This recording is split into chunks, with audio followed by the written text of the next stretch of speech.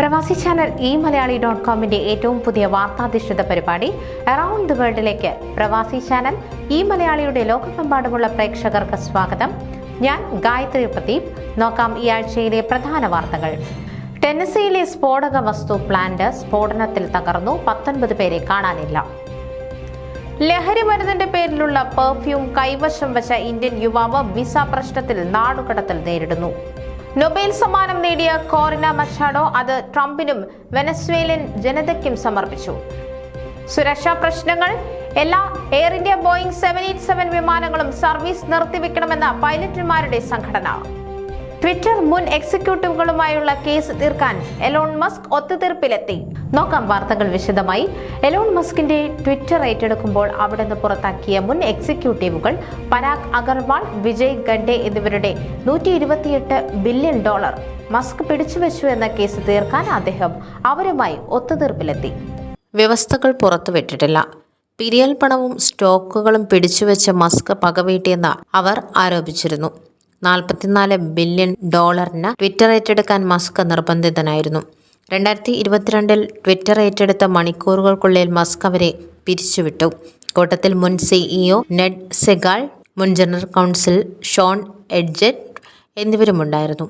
ഒക്ടോബറിൽ കോടതിയിൽ ഹാജരാവേണ്ടിയിരുന്ന മസ്കിന് ഒത്തുതീർപ്പ് വ്യവസ്ഥകൾ പൂർത്തീകരിക്കാൻ കോടതി സമയം നൽകി. News desk eMalayali. Air India Boeing 787 വിമാനങ്ങൾ മുഴുവനും നിർത്തലാക്കണമെന്ന് എയർലൈൻ പൈലറ്റുമാരെ പ്രതിനിധീകരിക്കുന്ന സംഘടനയായ Federation of Indian pilots. 2 Air India വിമാനങ്ങളിലെ ഇലക്ട്രോണിക്സ് തകരാറുകൾ റിപ്പോർട്ട് ചെയ്തതിന്റെ അടിസ്ഥാനത്തിലാണ് സംഘടനയുടെ ആവശ്യം. സിവിൽ ഏവിയേഷൻ മന്ത്രി രാംമോഹൻ നായിഡുവിന് സംഘടന ഇത് സംബന്ധിച്ച കത്തയച്ചു. A171 വിമാനാപകടത്തിന് ശേഷം എയർ ഇന്ത്യ വിമാനങ്ങളിൽ നിരവധി തകരാറുകൾ ഉണ്ടായിട്ടുണ്ട്. രാജ്യത്ത് B787 വിമാനങ്ങളുടെ തകരാറുകളുടെ കാരണങ്ങൾ അന്വേഷിക്കാത്തതിനാൽ വിമാനയാത്രയുടെ സുരക്ഷയിൽ വിട്ടുവീഴ്ച ചെയ്യപ്പെടുന്നു.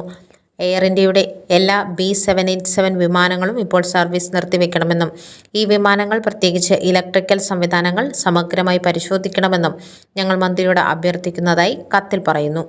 ഓട്ടോ പൈലറ്റ്, ഫ്ലൈറ്റ് കൺട്രോൾ എന്നിവയുൾപ്പെടെ ഒന്നിലധികം സിസ്റ്റങ്ങളിലെ തകരാറുകൾ കാരണം ഒക്ടോബർ 9 ദുബായിലേക്ക് തിരിച്ചുവിട്ട വിയന്ന ഡൽഹി സർവീസായ A154 ഒക്ടോബർ 4 ബർമിംഗ്ഹാമിൽ ലാൻഡ് ചെയ്യുന്നതിനിടെ A117 റാറ്റ് വിന്യാസം എന്നിവ ചൂണ്ടിക്കാട്ടിയാണ് സംഘടന ഇത്തരമൊരു ആവശ്യം ഉന്നയിച്ചിരിക്കുന്നത്.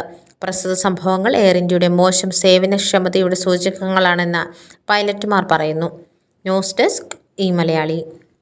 സമാധാനത്തിനുള്ള നൊബേൽ സമ്മാനം നേടിയ വെനസ്വേലൻ പ്രതിപക്ഷ നേതാവ് മരിയ കോറിന മച്ചാഡോ ആ സമ്മാനം വെനസ്വേലൻ ജനതയ്ക്കും അത് ഏറ്റവും ആഗ്രഹിക്കുന്നുവെന്ന് പരസ്യമായി പറഞ്ഞിരുന്ന US പ്രസിഡന്റ് ഡൊണാൾഡ് ട്രംപിനുമായി സമർപ്പിച്ചു.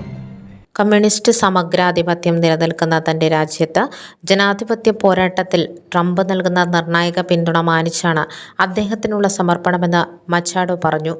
ദുരിതമനുഭവിക്കുന്ന വെനസ്വേലൻ ജനതയ്ക്കും ഞങ്ങളുടെ പോരാട്ടത്തിൽ നിർണായക പിന്തുണ നൽകുന്ന പ്രസിഡന്റ് ട്രംപിനും ഈ സമ്മാനം ഞാൻ അർപ്പിക്കുന്നു എന്നവർ എക്സിൽ കുറിച്ചു. തങ്ങൾ വിജയത്തിന്റെ പടിവാതിലിൽ എത്തി നിൽക്കുകയാണ്. ഡിസംബറിൽ നോർവേയിൽ സമ്മാനം വാങ്ങാൻ പ്രസിഡന്റ് നിക്കോളാസ് മഡുറോ എത്തുമോ എന്ന് തനിക്ക് തീർച്ചയില്ല.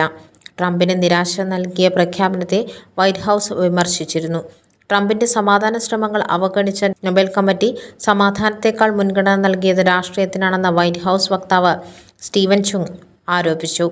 പ്രസിഡന്റ് ട്രംപ് തുടർന്നും സമാധാന കരാറുകൾ ഉണ്ടാക്കും, യുദ്ധങ്ങൾ അവസാനിപ്പിക്കും, ജീവനുകൾ രക്ഷിക്കും. അദ്ദേഹത്തിന്റെ ഹൃദയത്തിൽ മനുഷ്യത്വമാണുള്ളത്. സ്വന്തം ഇച്ഛാശക്തി കൊണ്ട് പർവ്വതങ്ങളെ നീക്കാൻ കഴിയുന്ന അദ്ദേഹത്തെ പോലെ മറ്റൊരാൾ ഒരിക്കലും ഉണ്ടാകില്ല എന്നും അവർ കൂട്ടിച്ചേർത്തു. News desk eMalayali. ഡെലിവറി ഡ്രൈവറായി ജോലി ചെയ്യുന്ന ഇന്ത്യൻ യുവാവ് OPM എന്ന പേരുള്ള പെർഫ്യൂം കൈവശം വെച്ചതിന് അറസ്റ്റിലായ ശേഷം ഐസിന്റെ നാടുകടത്തൽ ഭീഷണി നേരിടുന്നു. പേരുകൊണ്ട് ലഹരി മരുന്നാണെന്ന് തെറ്റിദ്ധരിച്ചാണ് മധ്യ അർക്കാൻസോയിലെ ബെന്റണിൽ പോലീസ് തന്നെ പിടിച്ചതെന്ന് കപിൽ രഘു പറയുന്നു.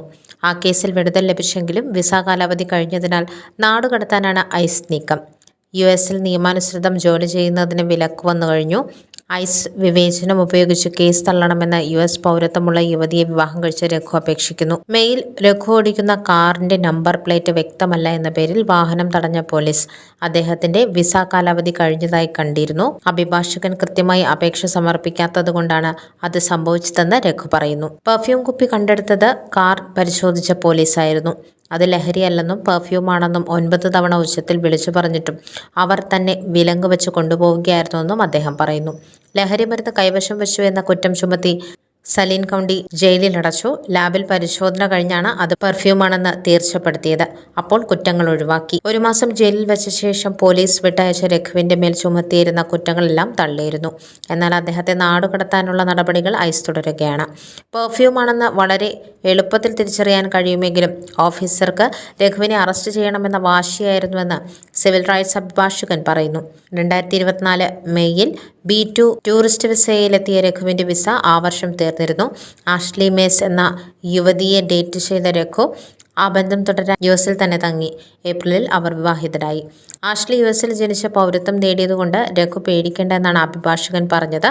അതുകൊണ്ട് അദ്ദേഹത്തിന്റെ ഇമിഗ്രേഷൻ രേഖകൾ ശരിയാക്കാനുള്ള അപേക്ഷ നൽകാൻ അവർ വൈകി. അതാണിപ്പോൾ കെണിയായിരിക്കുന്നത്. കുടുംബ വിസ അംഗീകരിച്ച് കിട്ടിയാൽ മാത്രമേ രഘുവിന് ജോലി ചെയ്യാനാവൂ. അല്ലെങ്കിൽ നാടുകടത്തലുണ്ടാവാം. ഫാമിലി വിസ കിട്ടാൻ വർഷങ്ങൾ വേണ്ടിവരാം. ആഷ്ലി 3 ജോലികൾ ഒരുമിച്ച് ചെയ്താണ് കുടുംബം പോറ്റുന്നത്. ന്യൂസ് ഡെസ്ക് ഈ മലയാളി. ടെന്നസിയിലെ മെക്വൻ നഗരത്തിൽ വെള്ളിയാഴ്ച സ്ഫോടക വസ്തു നിർമ്മാണ പ്ലാന്റിലുണ്ടായ ശക്തമായ സ്ഫോടനത്തിൽ 19 പേരെ കാണാതായി. ഇവർ മരിച്ചതായി കരുതുന്നു.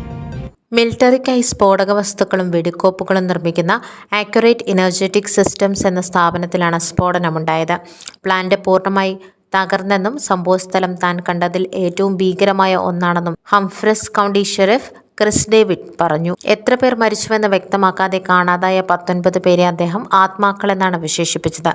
രാവിലെ 7:45ഓടെയാണ് സ്ഫോടനമുണ്ടായത്.